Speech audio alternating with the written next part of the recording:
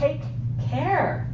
Take care, it says, because one's life does not consist of the abundance of possessions.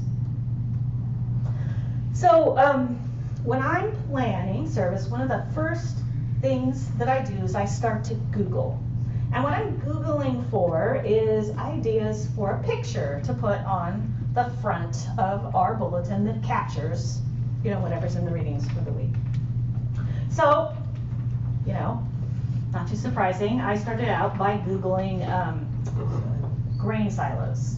But guess what came up? It was a complete surprise for me. But has anyone out there ever heard of grain silo art? Nope, it was totally new to me too. Totally new. But apparently, it's a new thing. And grain silos with huge, massive murals on the side. You get the expected subjects. There's cowboys, and there's animals, and there's beautiful landscapes. Only on an epic scale. Epic. Some of the biggest murals in the world, actually, apparently. Now, National Geographic did a whole article on this. It started about a decade ago, originally in Australia.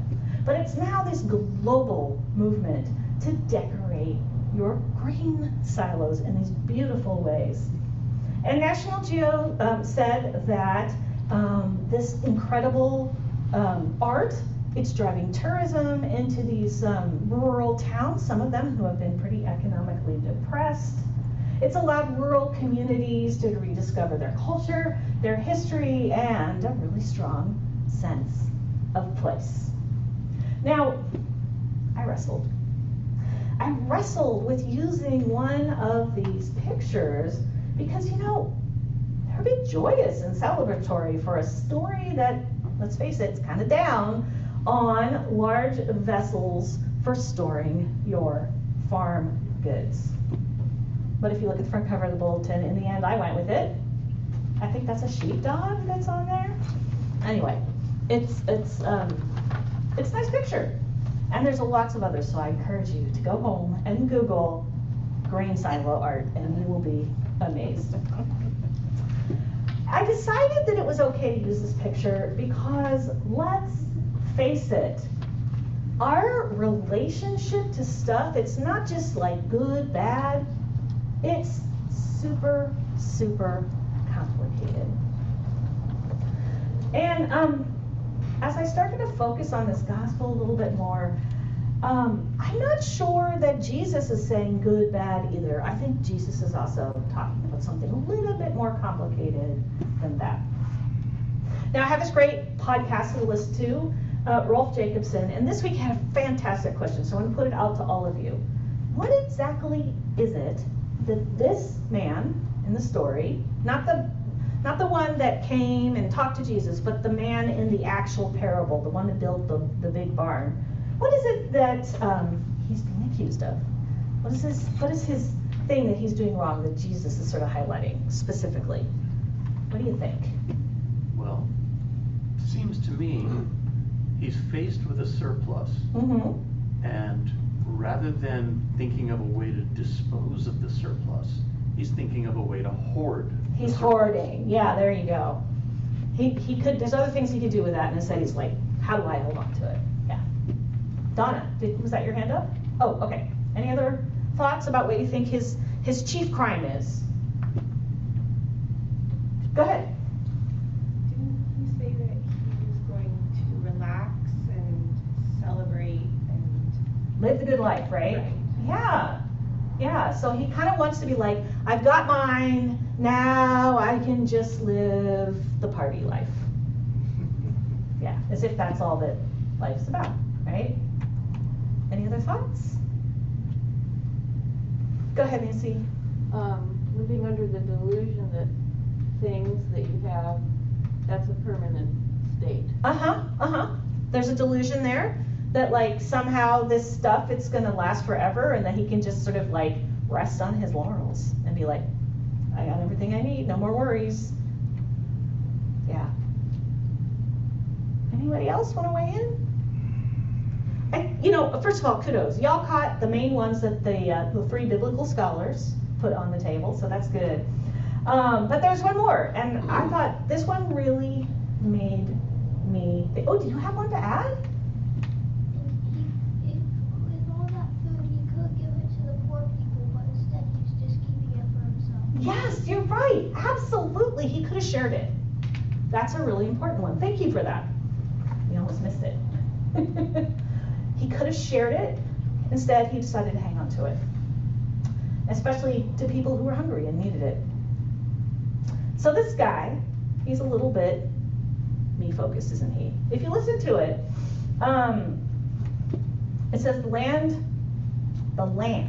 not him, the land produced abundantly. And he thought to himself, what should I do? For I have no place to store my crops. I know, I'll do this. I'll pull down my barns, and then I will store my grains and my goods in new ones. And then I will say to my soul, you have ample goods. Relax, eat, drink, and be merry. It's all about him, isn't it? Because he's only talking to himself. He hasn't checked in with his family. He hasn't checked in with his community. I mean, you wonder if the guy has any family, right? And he definitely hasn't checked in with God in this. His only conversation partner in life is himself. He's the only person he needs to plead. He's the only person he needs to worry about. And he's the only person that's in this at all. And I think that says a lot about him, doesn't it? It says an awful lot about him, because he's let it all just be this central thing, me, myself, and I. And there's so much more that goes on there. That abundance, he must have lots of farm workers, right? He must have a whole community that he brings his goods to market for, that allows him to then hit the seeds and whatever. Everything that's out there, he's embedded in this rich tapestry of life.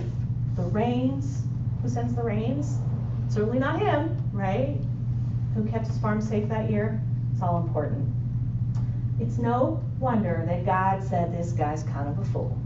Who used the word delusional? Somebody used the word delusional. I think it was Nancy, right? It's no wonder this guy is a fool. So, as I started to think about it, I think Jesus is not saying that you shouldn't prepare for famine. And Jesus is definitely not saying, don't do your emergency preparedness for whatever natural disasters. Something that's on everybody's mind, right? But I also think it would be easy for us to sit here and see this as a simple and just kind of prescient warning for our times, like stuff bad, watch out. But also, I think we need to back up and look at the wider context of what's going on here. Because here's this guy, me. And there's this other guy in the story too. The one who comes up to Jesus and asks the question that kicks this all off. Jesus, fix this problem with my brother. No, not even just Jesus, help me fix this problem with my brother. Jesus, you tell my brother. You tell my brother. Now, looking back at the readings here, this is a massive crowd that is gathered. And Jesus has been telling stories for a couple chapters now, and his stories have been about things like, don't worry, even the birds have enough, you're going to be fine, and God will provide to you even in desperate times. And most importantly, don't be a hypocrite. Don't let power make you selfish or forget who you serve. Lots of this kind of teaching, wonderful teaching that comes from Jesus, we all know it. And he clearly is up close. He's in the presence of Jesus, the living presence of God here on earth with us. He's kind of missing out. Like, if you had Jesus in front of you, would that be your question? No. I mean, he could have just come up and said, Jesus, I'm grieved in my heart because my brother and I are at odds about this inheritance. Can you help us figure out a way to work this out together? Can you help us understand how to mediate between each other? Jesus could have probably given him all kinds of good advice there, but no. He kind of wastes his question. He's missing out on spending time and hearing all that Jesus says he's missing on the presence of God in his life. It's kind of like, I don't know, a couple weeks ago we heard Mary and Martha, you know, and she's too busy in the kitchen and she doesn't get to sit with Jesus and talk to him. And it's kind of the stuff for this man that's causing the problem. It's the worry about the inheritance that's making him miss his chance to talk to Jesus. I mean, you want to talk about complexities of our relationship to stuff, but dude, he really is missing out. He's really missing out. So stuff, it has real challenges, and there's all sorts of ways that it can get in the way of our relationships with each other, our relationships with God, our connections to our community. And I think y'all know the basics of the pitfalls of stuff in our society today. And I mean, it's hard for us to know when we have enough. We're not good at that. We've got advertising and all that stuff. So we're always sort of needing the next better thing, the coolest, keeping up with the Joneses, until our lives become more and more about acquisition instead of about relationships. I mean, it's all over. We all live with it. The world around us bears the footprint and the consequences of it as individual, societal, and a huge environmental toll. And I could sit here and I could just point out there and say that world, that's a problem. It's full of prevalent and rapacious greed. But y'all don't need me to tell you about that. We don't know how to. That's stuff we already know. And I also have to say that you live it. I mean, I have, in the years that I've been here, known y'all to be very, very, very generous people. You share what you have, and you spend your time in all sorts of ways that aren't about getting what you can for yourself, but about how you can serve others. So I have to say that as I'm reflecting on this today, I'm more interested in talking about the complexities of stuff in our own existence, the ways that it weaves its way into there even when we don't want it to. Or sometimes when we do. Because needless to say, even if we're not out there just living the life of multi-billionaires, any multi-billionaires in the room? Didn't think so. Okay, good. If it was, we could have a different conversation. But I have to say, I have been sorting out a lot of stuff in the last couple of weeks, and I have been encountering a lot of questions about the complexities of stuff. So I have some reflections and insights. See, for me, big granaries, that's not my problem. I don't even have a Costco card, and my pantry is pretty sparse. But I have to say, I have stuff. Boy, do I have a lot of stuff. And I would say, if I had to claim one biggest downfalling, it's books. Books. We get new shelves, our garage is full of them, we get a lot of books. Clothing, that's probably the next second one. But books is the big one. And the thing is, if books is your downfall, you know better than anybody else. Books weighs you down, stuff weighs you down. That's the way it has. Stuff can weigh us down. I mean, I have this great place to live. I love our home. We've been there for 25 years. It's in a wonderful community. And you know what? I sit there and am I just appreciating the blessings that I have? No, I'm looking around and I'm like, oh my gosh, I got to clean up this and I got to get around with that. And there's too much here and what am I going to do with that? It definitely weighs you down. Sometimes we're even tripping over our stuff. Now, have any of you ever taken a day off just to like clean your garage or your basement? Yep. Because it feels like this thing that this like sits over us. And what are you supposed to do with your vacation time? Have fun with the family and the people that you love. Instead, we're dealing with our stuff a lot of the time.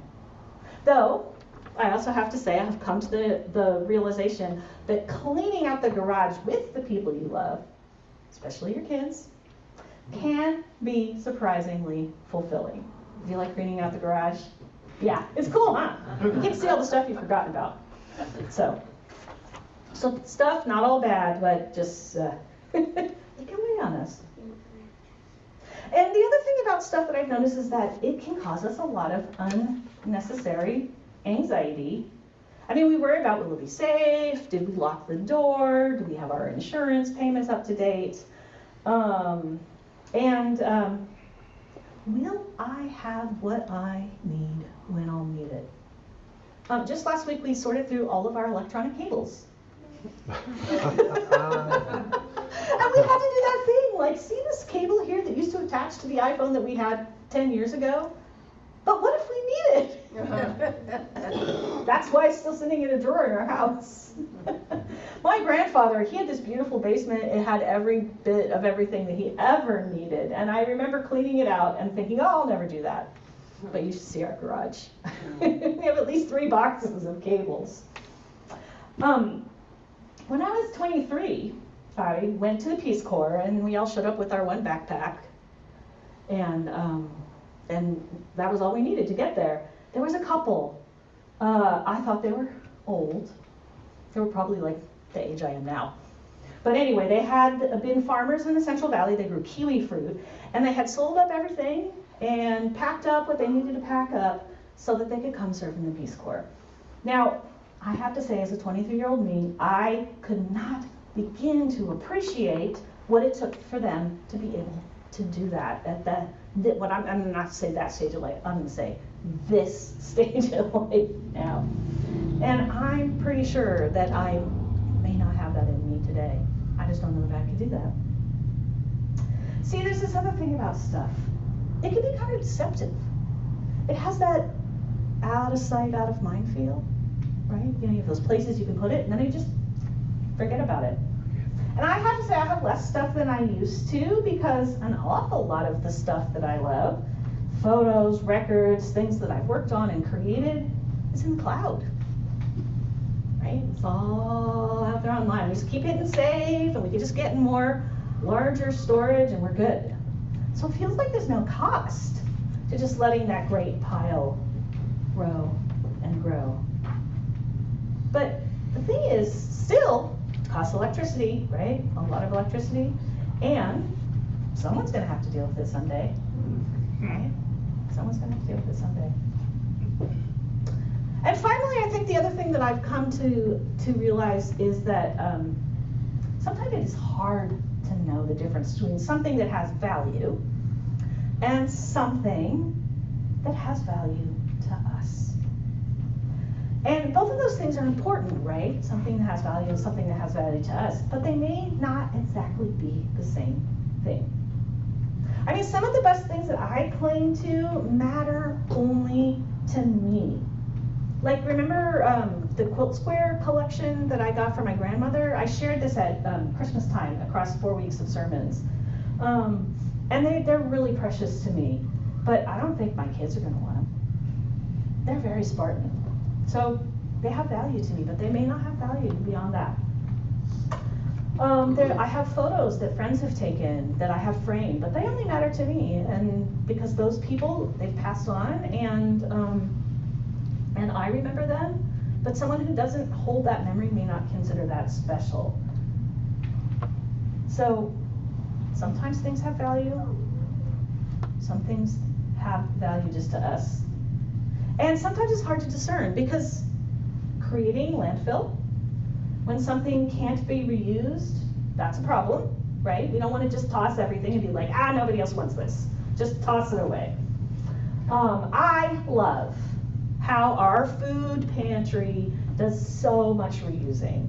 We reuse all the boxes that people bring in. We reuse all the egg cartons that bring in. In fact, we need more egg cartons, right? We're running low because we've been using so much, and we reuse all the bags.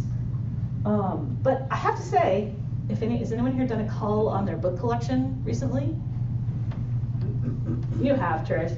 It's tough, because you sit there and you go through and like, do I need this again? Do I need this again? And then you have your pile and you're like, okay, I'm going to donate this, or I'm going to see if someone wants it. But if I was honest, the only books that are in the pile that I can like pass on are honestly the books that I don't like. And if I don't like them, who else is going to like them? They're probably old and dated or whatever. So it's hard that, you know. Wouldn't it be better if we were willing to share and pass on the things that we do like?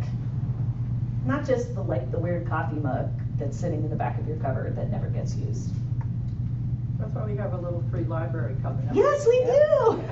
That's true. We will have, and we can put all the books that we love in there, but we're just not reading as much as we want.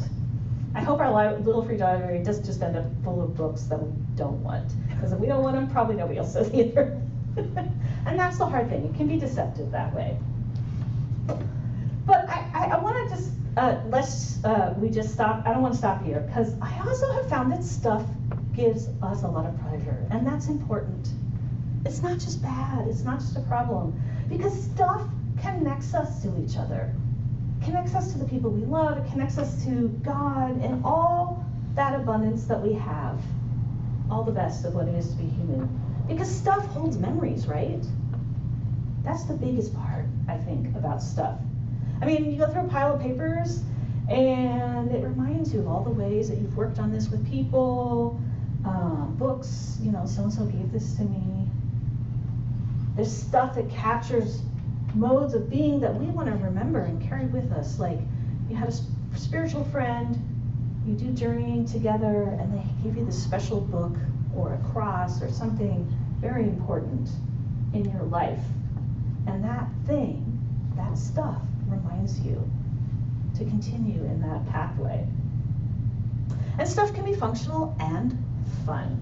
Let's face it. Does anyone get a big smile when they think of your dinnerware, your dishes? I do. I love our dishes. They're really cool and they're fun and they're really special.